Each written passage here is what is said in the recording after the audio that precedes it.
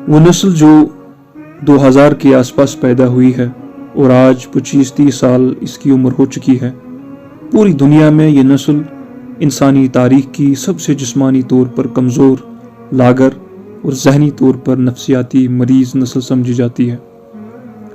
ये जिस दौर में बड़ी हुई है वो तारीख़ी इंसानी का सबसे ज़्यादा टेक्नोलॉजी इस्तेमाल करने का दौर है। ये नस्ल बड़ी हुई है टेक्नोलॉजी इस्तेमाल करते हुए। इसकी दस्तरस में internet, mobile phone, tablet, TV channel और सोशल मीडिया है। इस नस्ल की तरबियत बुजुर्गों ने नहीं, सोशल मीडिया ने की है। पूरी दुनिया में इस नस्ल का एक ही मसला है, इनमें सब्र कम है और गुस्सा ज़्यादा। इनकी गर्दनों में खम आ गया है, झुक कर हर वक्त मोबाइल फ़ोन इस्तेमाल करने की वजह से। हर वक्त स्क्रीन के आगे बैठकर घंटों काम करने की वजह से इनकी आंखें कमज़ोर हैं। सारा वक्त बैठकर टेक्नोलॉजी से खेलने की वजह से इनकी जिस्मानी सेहत इंतहाई नहीफ और नातवा है। और इंसानी तारीख में ये नस्ल सबसे ज़्यादा वक्त ले रही है अपने पैरों पर खड़े होने में।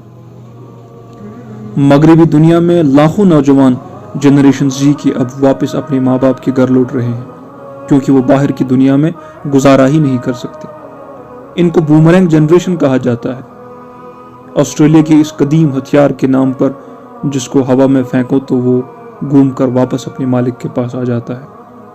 इस नस्ल को टिकटॉक जनरेशन भी कहा जाता है, और किसी को ये बताने की ज़रूरत नहीं है कि इस जनरेशन का क्या हाल है, क्या इनके अखलाक है, क्या इनकी तालीम है, क्या इनकी तहजीब है, क्या इनका सीरत व किरदार है, क्या इनकी ज़बान है, क्या इनकी तरबियत है।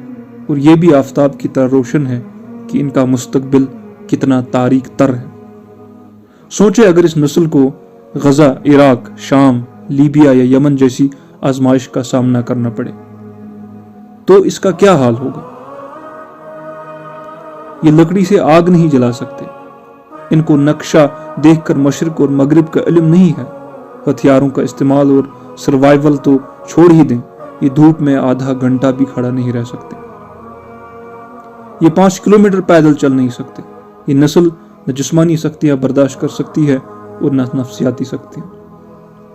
इनको रिश्तों को निभाना ही नहीं आता। छोटों को बड़ों से बात करने का सलीका नहीं है। मामलात को सुलझाने का सब्र नहीं है। यहाँ तक कि छोटी छोटी बातों पर इरिटेट हो जाते हैं। नतीजतन जो बातों से सुलझाने की थी उसे हाथापाई पर ले जाते हैं। आप आज मोबाइल फ़ोन पर गेम खेलते किसी बच्चे का नेट बंद कर दें, फिर देखें कि इसमें किस तरह जिन घुसता है। वो रोना शुरू कर देता है, और ये तब तक चालू रहता है जब तक कि वो चीज़ बहाल ना हो जाए जो इसके और मोबाइल फ़ोन के दरमियान रुकावट बनी थी। और आपको एक कमाल की बात बताएं, गजा में जो मुजाहिदीन और इस वक्त मशरिक़ वस्ता की इतनी बड़ी ताकत और पूरी दुनिया की ताकतों को नाकूचनी चबवा रही हैं, इनका ताल्लुक भी जनरेशन जी से ही है।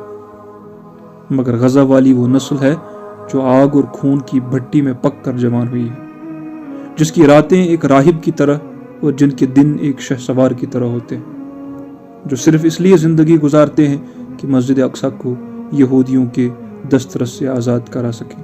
इस जनरेशन जी में कितने ही ख्वाहिशमंद हैं कि वो बड़े होकर मस्जिद अक्सा को आज़ाद कराएं, और कितनों ने इस मिशन के लिए तैयारियां की। इस सवाल का जवाब इतना तकलीफदेह और खौफनाक है कि इंसान को डर लगने लगता है। जो नस्ल ना अपने किसी काम की हो, ना अपने इर्द गिर्द लोगों की, और न सैयदी रसूलुल्लाह की उम्मत के किसी काम की, फिर अल्लाह इस नस्ल को क्यों रखेगा? या अगर इस नस्ल से काम लेना चाहता है फिर इसको आग और खून की भट्टी में गुजारेगा ताकि ये कुंदन बन सके। मौजूदा हालात में तो ये नौजवान नस्ल किसी काम की नहीं। अल्लाह बिला वजह किसी कौम को तब्दील करके इसकी जगह दूसरी कौम में नहीं लाता। जब पिछली फसल उजड़ जाए तो नई फसल लगाने के लिए खेत में पहले हल चलाना पड़ता है। कौमों के उरूज व ज़वाल में तहजीबों के साथ भी यही होता है। बेज़मीर और बेखुद कौम तहजीब को उखाड़ कर इसकी जगह हल चलाकर फिर नई कौमें वहाँ आबाद की जाती है।